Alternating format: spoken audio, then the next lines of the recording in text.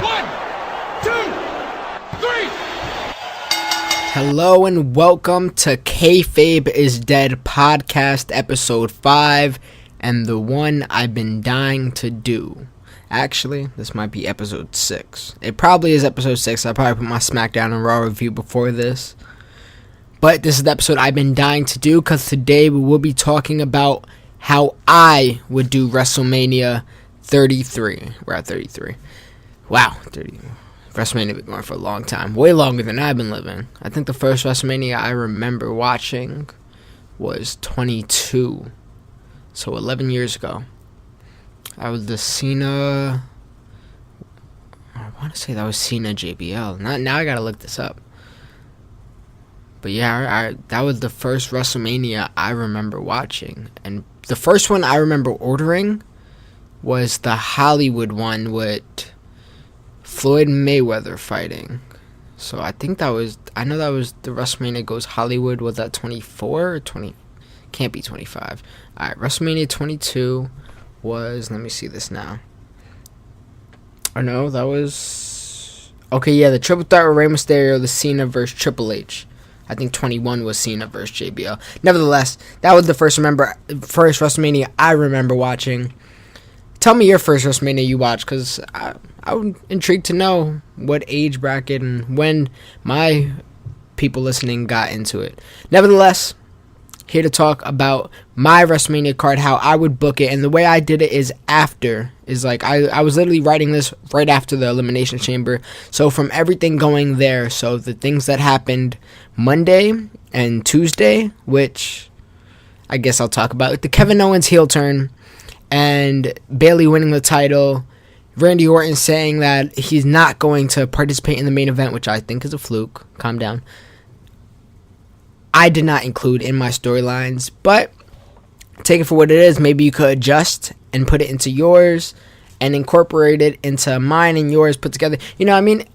This is just a dream card, really, because I know WWE would not do this, and it's a shame because I feel like this is going to be 10 times better than the WWE product would give itself, but it's just what we're going to have to deal with, right? WWE is always going to have to go for the draws and try to fill up their arena and the big names and the big pay-per-view buys, but I'm a wrestling fan. What I'm most interested in is the wrestling and the storylines. That's what every wrestling fan is into. That's what we love, that's what we grew up on, and that's what drew us in to begin with, so why not continue where we left off?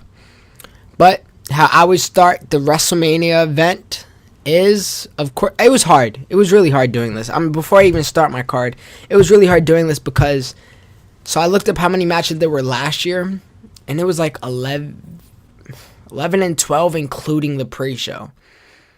It was hard just to put, just to keep off 12 from my main card because I have so many matches. And this is why I keep saying that I feel WrestleMania is going to, the WWE in general is going to throw in a whole bunch of multi-man matches for WrestleMania, and that is not what I want because they have such a deep roster, deeper than what you really imagine. It's just they're not using them to the best of their ability. And even this one, I got 1, 2, 3, 4, 5, 6, 7, 8, 9, 10, 11, 12, 13, if I'm counting right, 14, 15, I think I got 15 matches. Give or take around 15 matches. And I'm sad that I couldn't put one person on the card, and it was just I had no spot for him, and I'm sorry, and that person is Rusev. I'm a big Rusev fan myself, but I could not fit him on this card. It's just the direction that he has right now is hard to book out of that. Because right now he's basically lost in transition. He's over here tag teaming with Jinder Mahal, and I'm not gonna if I'm not gonna give Rusev a good quality spot, then I'm not gonna put him in at all. That's just how I felt. Nevertheless, I got 15 matches, and you guys tell me how you feel about all of them. It's probably going to be like a 25-minute podcast, maybe a little longer, because I did write the builds to the matches. We're already at 5 minutes, goddamn. I did write the builds to the matches and even some of the promos, but that's more for like the last 5-6 matches. You know, the first few matches we don't have to go too in-depth over. I could just basically explain to you the match and why. So now the pre-show, I would start off the whole pay-per-view. Well, the pre-show is a cruiserweight match for the championship. You got Neville versus Akira Tozawa in a lumberjack match. Now, the lumberjack match is a way to utilize all the cruiserweights without throwing them into a match, as well as giving them a good spot. And also, you could do a crazy, ridiculous spot for Neville. Imagine him wiping out all the cruiserweights. I know he's a face, as he's a heel, and it'll be a face move, but him doing crazy flip or something of them sorts and knocking out all the cruiserweights on the side of the ring. Also, every time Neville will be thrown out the ring, every heel and face should hate him because of what he's claiming and because of what he's doing. He's coming for the heels, he's coming for the faces, he doesn't care.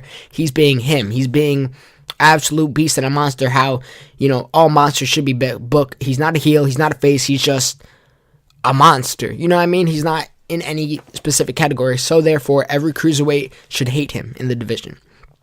And how I have this is look at the performers. You got Akira Tozawa, who is, I think, amazing in the ring, and Neville, who I think is one of the best things in WWE right now, and they'll put on a great match, but I have Neville winning to hold the belt, because I think his reign should last much longer than whenever he won at Royal Rumble. Much longer than 3 months, 4 months. I think his reign should last damn near, I would put it for a year, make it one of the most dominant reigns in history. But I do think Austin Aries is coming back, so maybe you could plug Austin Aries after the WrestleMania and have him drafted to Raw. Well, drafted or free agent, however you want to play that off. I don't know what they're doing after Mania, because this is like the first we've seen of it since back in the day. Next match on the pre-show. I got 3 matches on the pre-show. Next match, we have the SmackDown Tag Team Championship match. Though I would love to see American Alpha on the main card, the division is not strong enough to put it on the main card, as well as people aren't really that invested. And also, we have, so far 2 very exciting, fast-paced matches to get people who are just watching the pre-show interested into watching everything. So that's how I see it. But in this tag team match, we have, what I would do is have teams fight for their spot against American Alpha. You have maybe, division is really weak, but maybe have them already plugged in with the Usos or Ascension, and then have like a few teams fight for the last 2 spots of a Fatal 4-Way. So I have American Alpha versus Breezango versus Usos versus Ascension. I wanted to put Heath and Slater in, but I'd rather have Breezango because, 1, I like them more. This is my card. And 2, I think they are better performers than Heath Slater and Breezango and Rhino, and they could put on a better match and basically leave you on the edge of your seat more, because I wouldn't mind a Breezango win if they booked them right. So I have it American Alpha winning and Ascension coming very close, like they've been teasing the last few weeks. And eventually after Mania, you could have a feud with Ascension and American Alpha build to have Ascension be the first team to take that title away from American Alpha. But a first team, right? This is their first reign, I'm pretty sure. I don't know. I feel like there was a mix with the Wyatts in there. Did the Wyatts beat American Alpha? Or did American Alpha just beat the Wyatts? Whatever. So you get people invested into the Ascension more. You keep having them come close. And then maybe when the time comes... It's because Ascension right now isn't built... Like, they're being built good right now. But that can't erase the fact that they've been built like shit the last year and a half. So if you have them be built good now, then you could eventually have them look more serious for the actual title run when they get it. That's how I feel. Again, not going to go too in-depth for these matches. Wait till I get to the deeper matches. Definitely on the main card. Next up, for the final match on the pre-show, I have Sasha Banks versus Nia Jax. Falls Count Anywhere. This would be a great match in general. Falls Count Anywhere. The story is building itself. Continue that build going. That Sasha can't beat Nia. And, Nia's putting her out. She's giving her injuries, this, and that. But how I would build this is because right now the feud is a little dead. Feud is almost over, I would say. But I would revive it by having Nia have one of her, daily squash matches. And then the ref gets knocked out maybe when Nia picks the girl up for a running whatever, running power slam, or a move like that, something. The ref gets knocked out. Sasha comes over and blindside hits Nia Jax with something, maybe a chair, maybe a weapon, or her crutch. I know she just did the crutch with Charlotte on Monday Night Raw. Maybe the crutch. And then she hits Nia with the crutch and have the squash opponent go over. I know. It'll make Nia look weak, this, and that. No, it won't. Nia destroyed enough people, and Nia hasn't. She took one loss already, so it's not like her undefeated streak is dying. She took a few losses. So, a squash match that you'll never hear from the opponent again. It's not going to be a James Ellsworth situation. It was just Sasha screwed her over.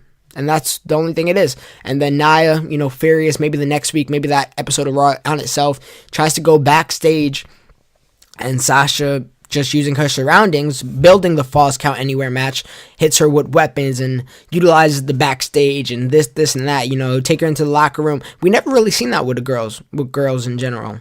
I don't really remember any feud. I think Natalya and Nikki Bella, I know they just announced they're going to do a Falls Count Anywhere next week. I know that's the first time I think a segment was ever really taken backstage. And that wasn't in the match, obviously. That was in the building of the match. So that's similarly how I would do the Sasha Banks and Nia feud. And then you have Nia lose to Sasha Banks for, really lose. And Nia takes her first real loss on the WrestleMania card. Still looking like a monster, of course.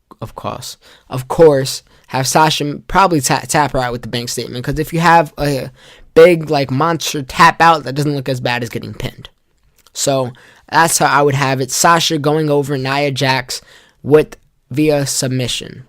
Now to start off the main card, and now this is when we get a few of these are in depth, and then the last 5 are very in depth. So the first match on the main card, and I feel like the proper way to start it off is have Sami Zayn's music go off. Sami Zayn's music, let's go. Sami Zayn versus Braun Strowman for the United States title in a no DQ match. Alright, yeah. Now you guys are wondering, alright, how does he have the United States title? How does all this flow? Alright, well, I'll have Strowman defeat Jericho the day after Fastlane. Jericho is still heel at this point. He hasn't had that face turn he had yesterday, Monday Night Raw, 2 days ago. He hasn't had that face turn yet. Therefore, he loses his title. And, the story is building itself with the Zayn and Strowman as well. You have Zayn probably talk to Foley hey, I did last that 10-minute match. Give me a title shot with Zayn. Give me a title shot with Strowman. I still want to defeat the Beast. This, and that. And Foley, just tell him that he understands the consequences, but he wants his first title. And, Strowman, they could build itself. Right now, they're building Zayn pretty good, and they're building Strowman pretty good. I do like the direction they chose with Zayn. And I'm going to say that. Zayn and Joe, I do not complain about. But I wrote this before I even seen that. So, take that for what it is. And yeah, how I would have it, Strowman going into WrestleMania as United States Champion. I would have Zayn coming out, winning with a haluva kick, and just putting on one of the babyface performances. And it'll be a great pop to have him win the title, the first match of the card. The crowd would be into it. The crowd would already feel emotional the first 30 minutes in WrestleMania pay-per-view, which is something great. You're going to have the fans invested in from off the bat. So I think that's going to be the best way to possibly start a WrestleMania card. Next up, we got the Raw Tag Team Championship match. We could have Bullet Club going into it as the champions, and then another Fatal 4-Way, just like we did with the SmackDown, just because I would like for them to have equal chance of stealing the show, and you could judge from itself which was the better Fatal 4-Way. So we have Bullet Club versus The New Day. You could pick Kofi and Big E. It doesn't really matter. Enzo and Cass versus Sheamus and Cesaro. And again, get that. One, Enzo and Cass's promo on WrestleMania Day. I can't wait for that, because to hear the whole crowd say, my name is Enzo Amore, and this right here is Big Cass, and you know the rest. And yeah, that's going to be amazing. That's going to be great to hear a crowd of 65,000 people chant. So I'm excited for that alone. And I'll have Enzo and Cass win the titles. Give them that huge win on the biggest stage of it all. Again, getting the crowd super invested off the bat. And we like babyface wins, you know. I don't want to make it too heavy on babyface winning, so I try to even it out. But come on. You know you want that Enzo and Cass win on the big stage of it all and have the crowd super invested. As you hear their opening promo, in general, the crowd is already going to be hyped for the match. Then, just a little aftermath of it, I have Revival debut the following night. Come for Enzo and Cass. That's a match we didn't see on NXT and we haven't seen yet in general. And we haven't seen Revival fight any of these people. None of these people are from NXT. Therefore, that means fresh blood for the Revival, fresh blood for a division that needs a whole revamp because everybody is just dead in the ocean right now. And it's looking bad for the whole division. So I feel like Revival would add a spark to them. And SmackDown has more tag teams, but less like... They got like the whole gimmick tag teams and everything like that. So I just say focus on building those people back up like they're doing with Ascension, like they can do with Fashion Police, like they can do with Vaudevillains. So that's how I would do it. I would put Revival on Monday Night Raw the following night, have a huge pop. Next up, we have the Women's Championship match. And now, I know I said I do not like to throw a whole bunch of people in for a match, but this one almost serves a purpose because it keeps everybody strong and it keeps the babyface looking really good because we got Naomi going into it as champion because she just won versus Nikki Bella versus Alexa Bliss versus Mickie James versus Becky Lynch versus Natalya. A 6-woman, a fatal 6-way, I guess you could call it, whatever you want to call it. Now, you're probably thinking, where's Carmella? Why is she missing? She's simply missing because Carmella is being booked horribly by WWE right now, and I can't fix that in a month. And I'm not going to just throw her in there and act like the poor booking hasn't happened, so they have to figure her out on her own. But how I would have it is her at least try to contend for the shot at being that last spot, you know, because let's say Nikki beats Natalya, you know, next week. So she solidifies her spot. Alexa Bliss is former champion. She solidifies her spot. Mickie just beat Becky. She solidifies her spot. Becky's a former, you know, all these spots are solidified. So you're looking for one spot that hasn't been solidified yet. And Natalya and Carmella fight for it. And Natalya gets the win. And maybe you could even bring it back to the whole Carmella snitching on her angle. So she gets her comeuppance on Carmella. And how I would end this match and who I would have winning is Nikki Bella pinning Natalya, ending that feud, ending that hellacious feud that nobody liked, and having Nikki Bella be the Women's SmackDown champion and grabbing the mic and retiring. Now, it's already been rumors for her retirement, and rather than have her in a mixed tag team match with John Cena, her husband, her boyfriend, whatever they are at this current point of view, I'll have her win the championship and retire. She was a big part of that division for a long time, and she really did make an impact, whether good or bad, whether however you view it. I feel like she should get a big send-off, and that being her sending off with the championship. I think it would be beautiful, and then you could basically refresh that whole division, because they have a great set of women, and I don't know, maybe have a tournament to lead into the next pay-per-view, the next whatever SmackDown pay-per-view it is.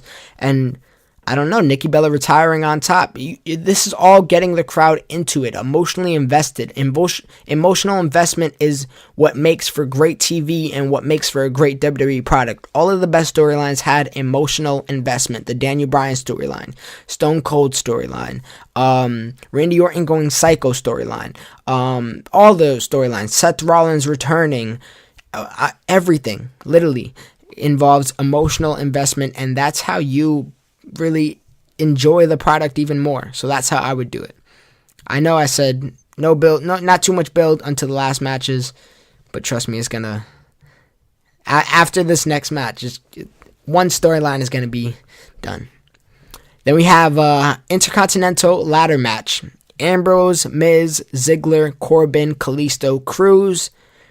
The whole mid-card division, build the mid-card better than what they are now, because Kalisto and Cruz are good enough talent that they could be built better than what they are, and Kalisto could have amazing spots in a ladder match like he already had, and Cruz could be even fresh blood and getting his spots over, and maybe get over it and get a push like Kalisto did last year after he hit his spot. But the winner of this match, Baron Corbin, get that man his first title shot, his first title victory, that's the word. his first title victory, make him look like a monster in the match. Man, dare I say hit an end of days from the top of the ladder or like from a step on the ladder. I think that would be sick. It'll be great. And then, I think they're going in the direction of Corbin versus Ambrose right now. But the thing is, we have to find a spot for Miz and Ziggler, because I'm not having that Miz and Maurice versus Cena and Bella match. No, I do not approve. And Dolph Ziggler, he's too good of a talent to leave off. Once again, sorry, Rusev. Next up, and now the first match that is like the most off guard match of the day. John Cena, not in a mixed tag team match, versus Samoa Joe. Now, how are we going to make this happen? Samoa Joe is officially a Raw guy, just signed his contract. John Cena is a SmackDown guy. John Cena is supposed to be in a feud with Miz Maurice. How is this going to happen? Well, I will tell you how. He just lost the championship. And he just got pinned again for his championship title. Pinned clean. Triple threat, but still got pinned clean. He didn't get a roll up. He didn't get this or that. Nobody used the tights. Nobody used their feet on the ropes. He got pinned clean. So the next SmackDown, I would have Cena come on the show, open it off, or maybe I'll have him end the show, main event, and just basically give his promo and say, maybe he can't get it done anymore. Maybe he'll never reach the illustrious 17 and beat Ric Flair's record, and maybe he could just tie. And explain how he's at the lowest of his lows. And, I don't know, maybe the generation past him, and maybe it's Bray Wyatt's time and AJ Styles' time, and the Baron want to put a lot of the younger guys over, including Baron Corbin and everybody that he names. And he says maybe it's their time, and maybe Cena is stuck in the past. And he just really, he's depressed. He's in his lowest of his lows, right? That's what he says. And then out of nowhere, after he's done with his promo, he's walking out, or whatever the case may be, Samoa Joe comes out and attacks him. Ends like that. Everybody's confused. How is Samoa Joe on SmackDown, first of all? Samoa Joe explains on Raw. Kind of mocks Cena. Says, lowest of lows?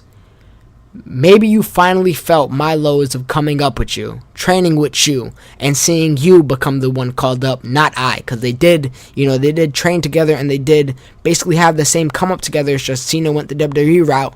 Joe had to go through obstacles and whatnot, because Cena had the look.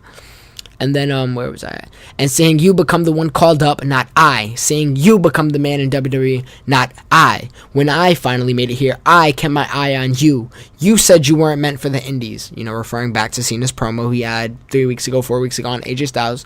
You're right. The indies eliminates the weak. And I'm afraid Super Cena would have been thinned out. And I'm afraid, Super Cena would have been thinned out. You may be in the movies. You may be in the award shows. You may be shaking hands in suits and hugging kids. But at the end of the day, I was always better than you. And at WrestleMania, I'm going to prove it. And Cena's always up for a challenge. He'll take the challenge.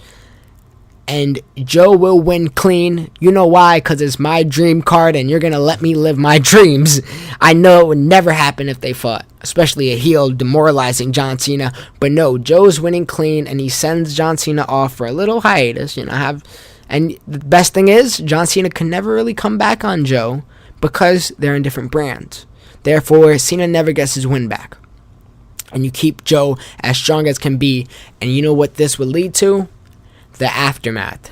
And now what my aftermath is basically the management of Raw and management of SmackDown basically saying hey, Samoa Joe attacked my superstar. He's getting out of control. Maybe have Joe come for a few more superstars down the line. Maybe a Ziggler. Maybe a Corbin. Maybe a Miz.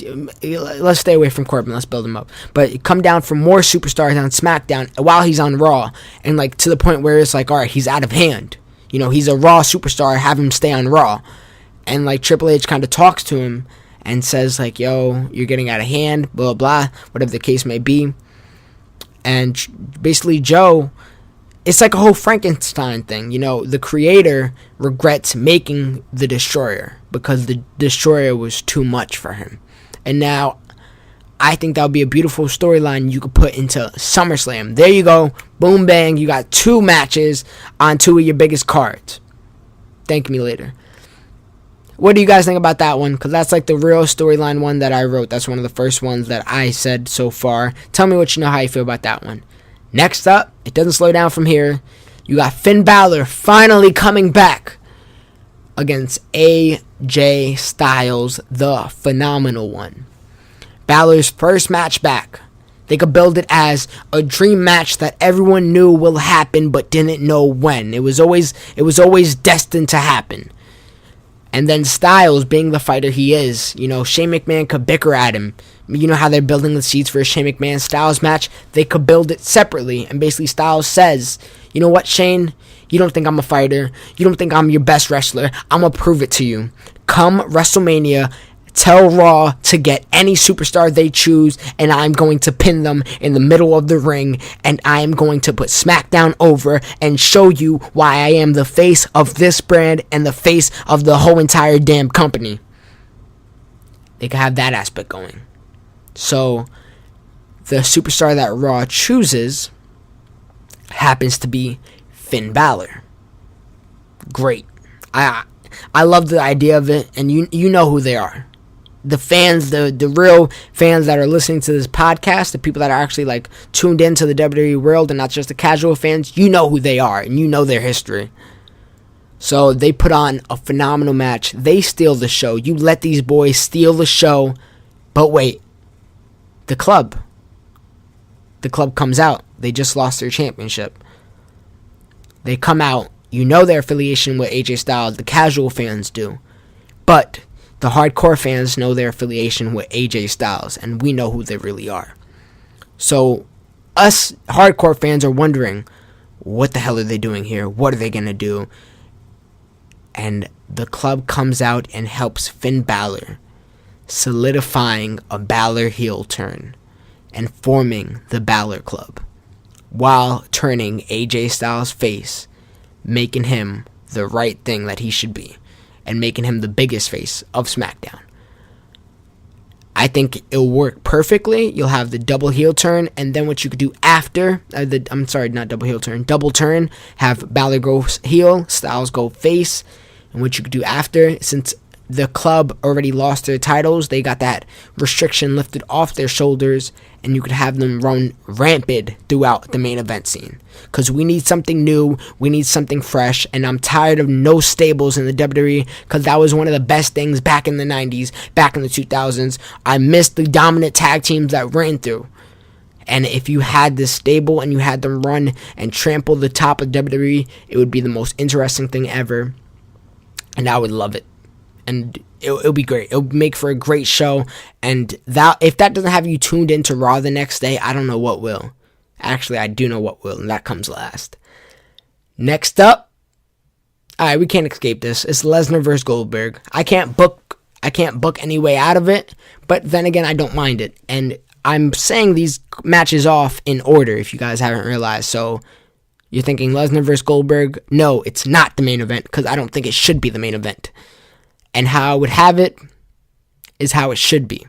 Lesnar squashes Goldberg in 1 minute and 30 seconds, just like Goldberg did to him, making him heel, as well as getting all his credibility back, as well as being the beast incarnate, the one that beat the 1 and the 21 and 1 and the all that crap that Paul Heyman says as he introduces him.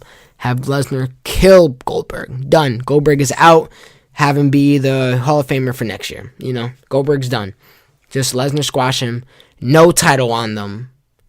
No nothing. That's what it is. It is what it is. It's a prize fight for credibility.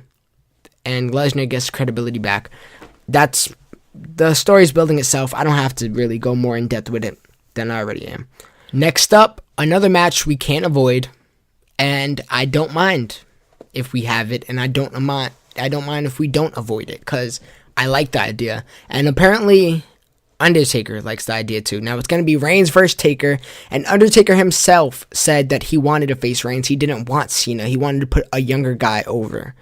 So take that for what it is. And basically, you give Undertaker what he wants. He put in his time for the company, and he put in his heart, his soul. Literally, he's a dead man. He literally gave him his all for the company.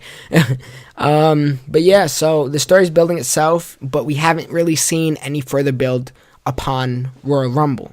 So what I would do is have the Reigns and Strowman match at Fastlane, and have Reigns in the corner setting up his spear, and dun, the lights go out. And then just Roman is caught off guard, and nothing happened to him. He's not like dead in the middle of the ring. No, just Strowman hits him with the running power slam, pins him. Nothing more. Reigns didn't get hit. Undertaker didn't come out. Nothing. And then maybe while Reigns is going up the ramp, just dun, lights go out again, and just the rampway fills up with smoke. Just little subtle hints like that. Then the next day on Raw, he comes out and he says, and I already basically cut this on my Royal Rumble review, if you guys remember that one, if you guys heard that one. If you haven't heard that, hear that too, because we give our deep thoughts about the Royal Rumble, which was controversial. So what I say there, and I just went more in depth with it, and instead of doing it on the spot, I wrote it a little more. It's, again, I'm not like going crazy trying to proofread, reread. I'm just writing little notes, and whatever spewts out my brain, that's what I think of. Alright, so Reigns comes out the next day and says, "My whole career, I never got respect from you guys. Was never good enough for you guys. Had everything handed to me to you guys. They asked me, how does it feel to not have the respect of the fans, and how do I feel about you guys? You know how I feel? I feel you spoiled smarts can't handle the fact that I am the guy that they want on the posters, that they want with the titles, with the money, with the fame, and they aren't you. They're much more important. But how about all this? Though you guys never did me one single favor, I'm going to do a favor for you guys. This WrestleMania, I'm going to retire The Undertaker's old ass, and he's really going to be a dead man. Then he could do the whole, I'm the big guy, I'm the big dog, I'm the, whatever the fuck Roman Reigns does. And this makes Roman Reigns heel. He'll get the proper reaction that he gets when he walks in the ring. Undertaker, I literally wrote, Undertaker does his Undertaker things. Lights out, smoke fills, the urn, rest in peace, all that Undertaker shit. Alright. Then at Mania, Reigns comes out with a new entrance theme, and the ref gets knocked out. Reigns cheats using a steel chair after ref is down, but Undertaker still kicks out of that. Undertaker still looks strong, but eventually Roman Reigns wins with a spear. The chair, I don't want Roman Reigns beating Undertaker clean, especially not at Mania, and I don't know, a clean win would do him good though. So, you know what? Make it a clean win, make it one with a chair, interpret that however you want it to. Either way, Roman Reigns will be booed at the building, and it's not like he already won't, even as a face, even as a heel. It doesn't matter, he's going to be booed. But he will be a heel in this situation. And The Undertaker retires. I mean, you don't know he doesn't grab the mic and say, "Hi, I'm Mark Calloway and I'm done." No, he just, Undertaker's done. The way maybe he leaves his hat in the ring, he leaves his robe his jacket, whatever the case. Something symbolizes Undertaker is done. And Roman Reigns just retired The Undertaker. How do the fans think about that? They're going to hate his guts. And they already do, so it's not too much more they have to do. What do you guys think about that one? Let me know down below. Now, the one that I'm almost most proud of. This is the one that, I know. All right, so my man EJ. EJ is the guy who we had the first podcast with, and I'm going to try to get his WrestleMania not predictions, but WrestleMania dream card as well. And it's just a matter of fact of him coming up, because if you guys been in tune with the whole podcast, it's supposed to be me and him every week, every day. And unfortunately, he doesn't live in Pennsylvania like I do. He lives in New York, but we were going to do it over Skype or something and then record that audio. But his computer broke, so we're in a situation right now. But nevertheless, when he comes up, we're going to do podcasts. We're going to spread out a whole bunch of podcasts and maybe have some prepared for you to drop. So therefore, anyways, he is the second man of the show. He's with me in spirit, okay? I'm literally wearing a shirt that he bought me. That's my brother. But nevertheless, I'm going to try to get his thoughts as well. And I know that once he hears this storyline, he's going to lose his shit. So I hope you guys do as well. All right. The main event, Randy Orton versus Bray Wyatt versus Luke Harper. I said main event, you know what I mean. It's one of the main events. Versus Luke Harper. Luke Harper is in it. I know Orton did all that yesterday. This is not including that. And even if so, I think that this is the direction they're going in, truly. I think they're going to throw us for a turn and have the whole Wyatt family be a triple threat match. So what I would do is Harper constantly intervening in their matches. Oh, look, I wrote this literally the day after Elimination Chamber. What did he do yesterday? Intervene in Bray Wyatt's match. Perfect. I'll have Harper constantly intervene into their matches to the point where Wyatt convinces Orton to put his main event of Mania spot on the line. With their agreement, if Harper wins, he gets the Mania spot. Somehow, Harper pulls off the win. After Wyatt and Orton team up the whole match, Wyatt turns on Horton, here's a who. He turns on Orton, and he's reunited with Luke Harper, his brother. And Harper lays down for the pin, and they claim they outsmarted the Viper, knowing his intentions all along. Bray Wyatt wins, and he gets that big WrestleMania win. This would be a swerve for everybody. This would be a good look for everybody. And what I would do is, this is what I think people would like the most. The aftermath of it. Orton goes off screen for a while. A few months, 2 months, 3 months. He deserves a day off. He's been in the company steady for 2003. What is that? 14 years already. Goddamn. And he could take a few months off, man. He doesn't have to go film a movie. Let him be with his family. I'm pretty sure he just got married again, so good for Orton. But, so I would have Wyatt lose the belt to AJ Styles on one of the following pay-per-views, preferably maybe a SummerSlam, because I like saving these moments for the big pay-per-views. Wyatt versus AJ at SummerSlam. We already seen how that match would be. We got a little glimpse of it at the Elimination Chamber. It'll be a great match, and AJ will be face. Remember all this Balor turn. AJ is going to be face at this point. You could have this at whatever pay-per-view, but preferably SummerSlam. And after the match, if AJ wins clean, of course, after the match, Wyatt is left in the ring, and you get the whole Wyatt little spot where you know how the lights go out and you hear Wyatt's voice. And then what's left in the ring is Wyatt and a mask. What seems to look like a mask. Like one that Luke Harper wears, like one that Eric Rowan wears. And Wyatt picks it up. And you got the camera shot of just Wyatt's face and the mask in one. And the mask is a Viper mask. That's how you close the SummerSlam pay-per-view.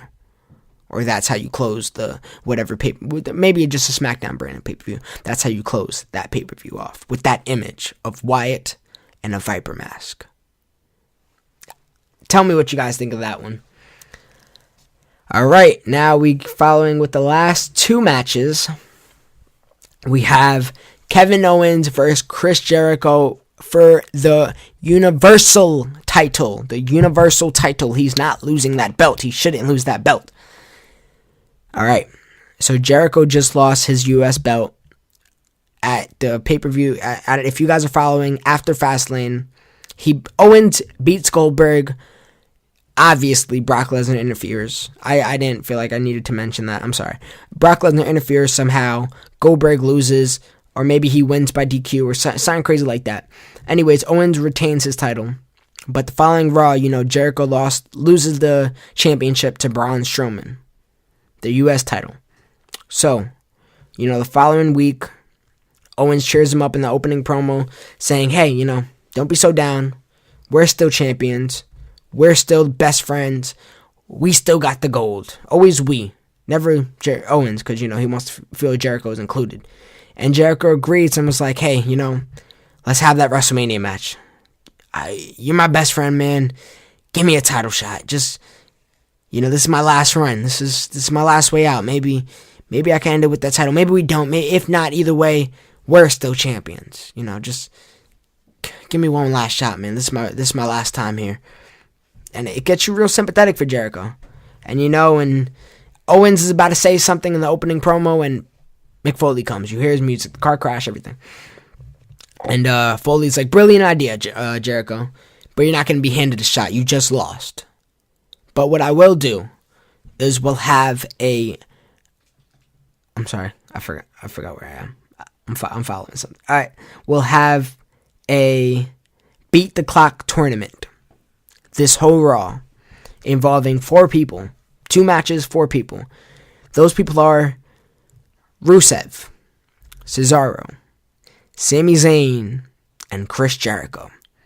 And whoever has the fastest time in victory will go and main event WrestleMania against Kevin Owens for the Universal Championship.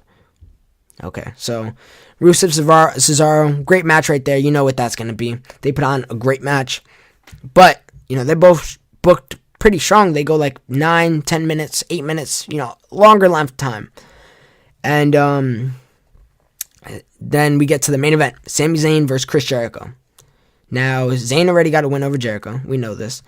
And what happens is I would have Owens on commentary, basically saying, yeah, Sami Zayn, I've been through war with that guy. I don't think he's that easy to take care of in 8 minutes, and whatever time Cesaro and Rusev had. I don't think he's that easy to take care of in 8 minutes. I don't know if Jericho could do this. I know he's my best friend, but it's going to be hard. It's going to be an uphill battle for him, but I'm rooting for him. I am, blah, blah. And, Owens does his Owens shit. And by the 6-minute mark, like a minute before Cesaro's and Rusev time hit, Braun Strowman's music comes out. Now, you know about Braun Strowman and Sami Zayn's rivalry, so you think he's going to go attack Sami Zayn. No, he punches Jericho, disqualifying Sami Zayn, having Jericho be the victor. In the time, let's say 20 seconds less than Cesaro's and Rusev's match was. With whoever winning, whatever. It doesn't really matter. That's all semantics. And then Strowman, who, he proved he's not a dummy. Like, he proved that he cost Reigns his match so he could get a title shot at Owens. He punches Chris Jericho, looks at Sami, and says, I want your ass for Mania. I think that'll be great.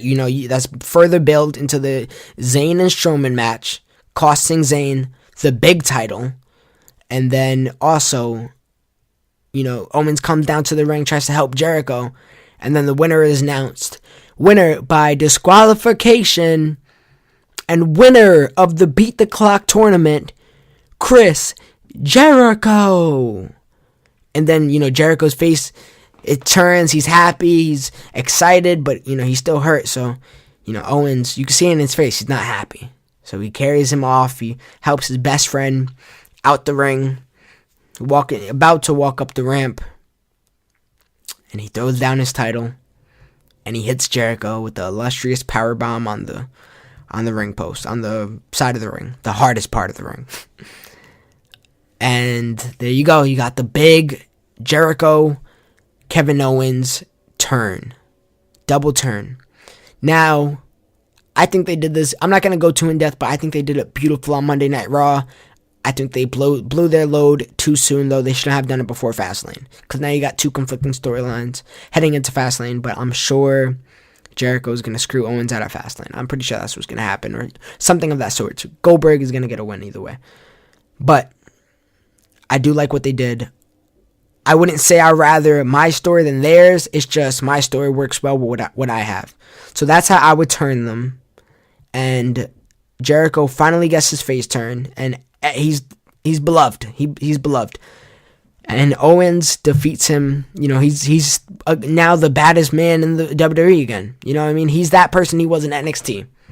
And he defeats him at Mania clean. You got to build Owens, because this title reign basically made him look more of a comedy character than a badass heel. No, after this, he will be a badass heel after he defeats Jericho.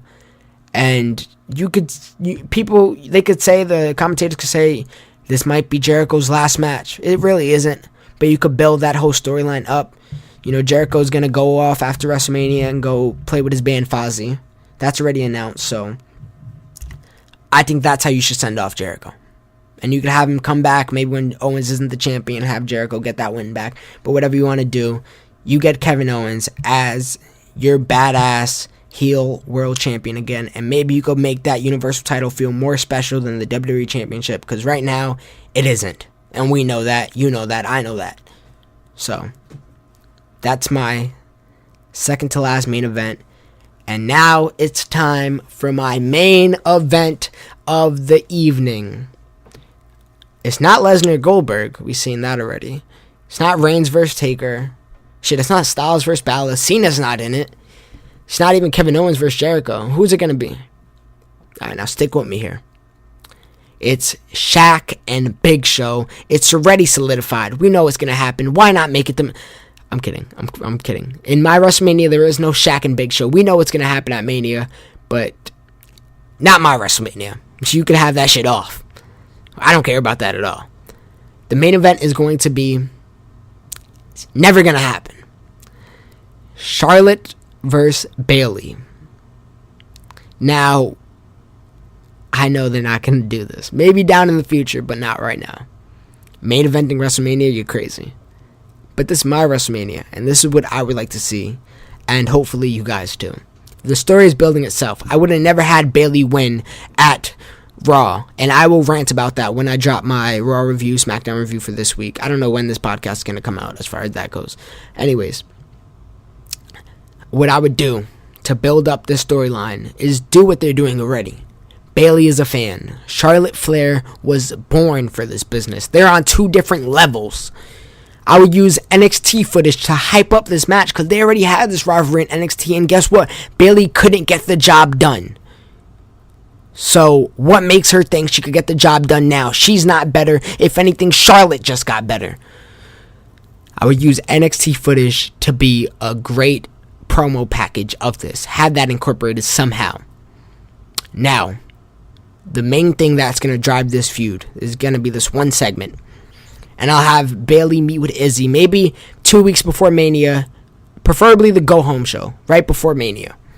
You have Bayley meet with Izzy, who, if you guys don't know, Izzy is considered Bayley's biggest fan. She's in all the big NXT events back when Bayley was in NXT. She was there when Bayley won the championship. No, I'm lying. She was not in Brooklyn. Was she in Brooklyn? You guys let me know if she was in Brooklyn. I don't remember. She was there when Bayley defeated Sasha Banks for the rematch in the Iron Woman match, and she was crying. Sasha Banks made this girl cry, and the hardcore fans know who Izzy is, and it's really a sweet character to have on screen. So they do a thing, and it's outside. It's outside of a wrestling arena. It's somewhere, maybe it's like looking like a Access, like a WrestleMania Access, which is where fans meet their favorite wrestlers and they do an autograph signing. Except, Izzy and Bayley already know each other. We know this. But anyways, Bayley meets with Izzy, and Charlotte shows up, saying, "See, this is why you're forever gonna be you, Bayley. I don't have kids wanting hugs. I have kids screaming at their dads, asking them why they couldn't be as great as Ric Flair, and why couldn't they be a champion and have them be as great as Charlotte. I have fans screaming at their parents, mad because they can never be birthed from my generation. They cannot be birthed from my bloodline. They can't be me. I'm not hugging these little girls as their inspiration. If anything, I'm the reason they're going to be in the gym training. And I'm the reason they're going to try to be another Charlotte Flair. But guess what? They'll never be. And she said this all in front of Izzy. And then she attacks Bayley, brutalizes her, and leaves her lifeless body right in front of her biggest fan. And she holds the title up and says, "Say goodbye to your favorite wrestler come WrestleMania." Bang. We don't see Bayley. That could wherever I would say have that end off the go home show of Raw maybe, or I don't know what I would have it, but definitely have it. If it's gonna be the main event, definitely has to be a main central point. And then Bayley comes to WrestleMania, wrapped up ribs. But she's still Bayley. She still got the smile on her face. She puts on a hell of a performance as she comes out of the entrance itself. There you see Izzy in her same old spot. She's always in, like, if you're walking, she's always in the right corner, right by the ramp. And she hugs Izzy, and basically gives her a headband like she always does. And then she goes into the ring. They put on a show. They put on a match better than what they did on Raw, and they just put on a great match at Raw. We know their potential, what they could do. We know how invested we could be into the storyline if built correctly. And Bayley finally, because remember, she didn't win at Raw. in my world. She wins at Mania for the first time. She finally gets her hands on a WWE championship. She finally beat the Charlotte streak of however many pay-per-views undefeated. She finally is the main woman in the division. Confetti's falling. Everybody's going crazy. You deserve it. The whole thing. We could end Mania on a happy Daniel Bryan-like moment. But we won't. We have Sasha come out. Congratulates her. Hugs her. Fresh off her victory. Hugs her. They're both shedding tears of joy. And then they walk out the ring. Arms wrapped around each other. And as soon as they hit the spot where Izzy's located, Sasha turns heel on Bayley. And she destroys her. You can have the lasting image be of the pay-per-view. Maybe Sasha's body, like Sasha standing over Bayley's body with confetti on her and like the championship on her. Basically describing the whole aftermath of it. And that could be the final fading of WrestleMania. And we get to finally see the boss from NXT, not the one from WWE. The Sasha Banks, the boss, is back. Bayley gets her win. The whole crowd is happy and they're shedding tears of joy. But then Banks becomes the hated Banks that she was back in NXT. You end with a babyface win and a reason to watch Raw the next day. I didn't think this was going to be 52 minutes. I strongly apologize. But I hope you guys stuck with me. And I hope you guys heard everything of that podcast. And everything of that main dream card. And I want your thoughts. Do you think it should happen? Do you think it's too conflicting? What do you guys think? I crafted this. It took me a while. I'm not going to lie. I was plotting on a whole bunch of these matches for a while, and then to compose my thoughts, it took me like 2.5 hours to get everything together, to write everything. Let me know what you guys think. Tell me. In my WrestleMania No Shaq and Big Show, to go into reality for a little bit, I know Goldberg is going to win the title at Fastlane. I feel like that's a definite. And I know Brock and Goldberg is going to win the title. Brock is going to win the title from Goldberg at Mania, and that's going to be the main event. And I know the woman main eventing is not going to happen, and it's most likely going to be a fatal 4-way. But again, this is how I would want it. And I know Jericho and Owens are probably going to be for the US over Universal. But again, this is how I would want it. I know people are saying that why have a match over Brock and Goldberg, because that's the biggest, if we're talking like draw-wise, the biggest match of the card. But if you build these fights off right, Owens as a badass heel champion can be great for the business. And these part-timers can't be the reason we're watching TV, because they're not on TV. They're not on TV all the time, and we gotta struggle and suffer through these characters that are on weekly, and it's almost like we don't even care about them anymore when those are the people we should care about. And it's saddening. It really is. But nevertheless, let me know what you guys think down below. Please comment, please support, please show your friends, because I worked my ass off on this, and 55 minutes worth of writing that I gave to you guys. And I know right now, only have a few followers and a few people actually supporting, and that's fine. I just started. The whole podcast game, I just started maybe in, I think, September. And in general, the wrestling podcast, it's only my 5th episode for the 3rd week consecutively, and I know, how I don't expect to have 1 billion fans by now, but please share, support, show people. No funny thing about Dream is if this somehow gets to Solid Monster, because he was one of my inspiration for starting a podcast in general. Solid Monster sounds off. Shout out to him. If you guys don't listen to wrestling podcasts, listen to him. That's the most recommended one I could ever give you. He's great. He's very good. But nevertheless, guys, thank you. Thank you for listening. Thank you for the love I got so far. But continue the love, because I really want an outlet to give my voice off. And I really want a way to get my opinions out into the world, and this is my way how. So thank you very much, guys. Thank you for your time. Tell me how you like my WrestleMania card. You can find us on YouTube, SoundCloud, iTunes, under the name All of the Above ENT. We got a bunch of different podcasts, wrestling, wrestling, MMA, NBA. Those are the 3 main podcasts. Eventually more to come, but for now it's going to be that. Thank you guys so much for listening. Hope you enjoyed. I'm out.